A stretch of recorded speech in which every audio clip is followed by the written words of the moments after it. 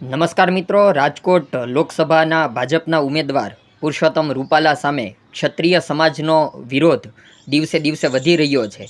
એ પરિસ્થિતિ વચ્ચે પાટીદાર આગેવાન અને જળક્રાંતિ ટ્રસ્ટના ચેરમેન મનસુખભાઈ સુવાગ્યાએ પુરુષોત્તમ રૂપાલાની તરફી જે વાત કરી છે એમાં તેમણે જણાવ્યું છે કે પુરુષોત્તમ રૂપાલા પવિત્ર રાજનેતા છે અને તેમને 5.5 લાખ મતથી જીતાડવા જોઈએ અને ભારતીય જનતા પાર્ટીને સમગ્ર દેશમાં 411 બેઠકો લાવવા માટે અપીલ કરી છે.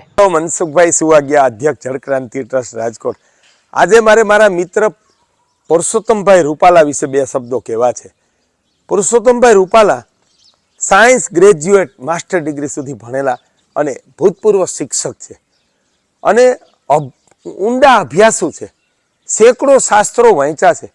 આટલી રાજકીય કારકિર્દી કાર્યરતતા વચ્ચે એણે અમારા ગોવેદ, જળક્રાંતિ, કૃષિ સંહિતા સહિત 8 ગ્રંથો 2 વખત વાંચ્યા છે.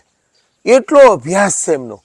અને અમે નજરે એને મોરારી બાપુથી લઈ સંતો, સાહિત્યકારો, ઇતિહાસકારો, વિદ્વાનો સાથે ત્યાંથી લઈને ખેડૂત અને માલધારીના અમારા લાખોમાં સાથે સંવાદ કરતા મેં એને જોયા છે. ત્યારે સંવાદ કોણ કરી શકે? શાસ્ત્રાભ્યાસ કોણ કરી શકે? જે સત્વગુણી આત્મા હોય. અને એમની જો રાજકીય કારકિર્દીને જોઈએ ને તો નિર્વ્યસની પુરુષ, વહેલા જાગે છે, રોજ 14 થી 16 કલાક કામ કરે છે અને 30 વર્ષની રાજકીય કારકિર્દીમાં જેના જીવન ઉપર, કાર્ય ઉપર, ફરજ ઉપર કલંકનો એક ડાઘ ન હોય ને એવી એક પવિત્ર વ્યક્તિ પુરુષોત્તમભાઈ રૂપાલા છે. અને એથી જ અમે તો આખા દેશમાં સેવા કરીએ છીએ, આખા દેશમાં ફરીએ. ત્યારે ગુજરાતના ગામે ગામ એક આદર્શ રાજપુરુષ તરીકે કરોડો લોકોના હૃદયમાં સ્થાન કોઈ જો પામી શક્યા હોય ને તો એ માનની પુરુષોત્તમભાઈ રૂપાલા છે. અને એવી જ રીતે આખા દેશના લોકો, જે એવું કોઈ વ્યક્તિ નથી જે પુરુષોત્તમભાઈ રૂપાલાને પરિચય ન હોય અને એને માનથી ન જોતું હોય. આવી વ્યક્તિએ અમારી જળક્રાંતિ ટ્રસ્ટની રાષ્ટ્ર સેવાને મારે કહેવું છે કે મોદી સાહેબથી લઈ અને આખા દેશમાં ખરા હૃદયથી પ્રસારિત કરી છે.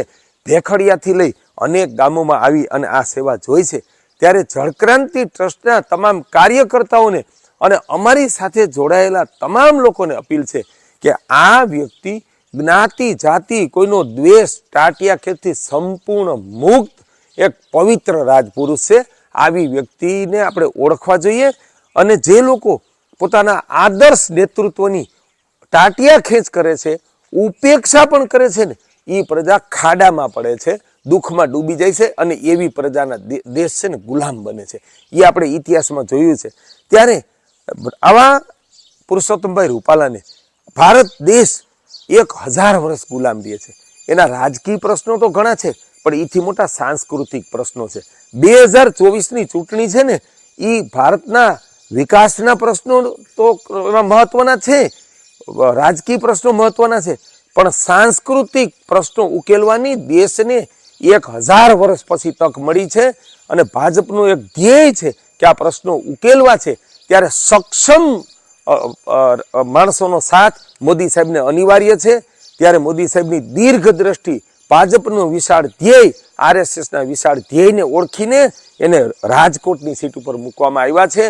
ત્યારે આવા લોકલાડીલા, કામ કરનારા, પવિત્ર, સત્વગુણી ઉમેદવારને આપણે ઓળખીએ.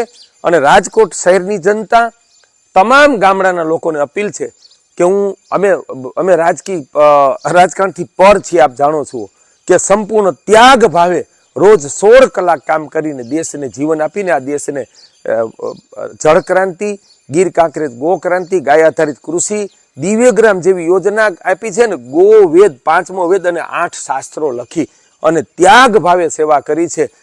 એનો સાક્ષી આખો દેશ છે.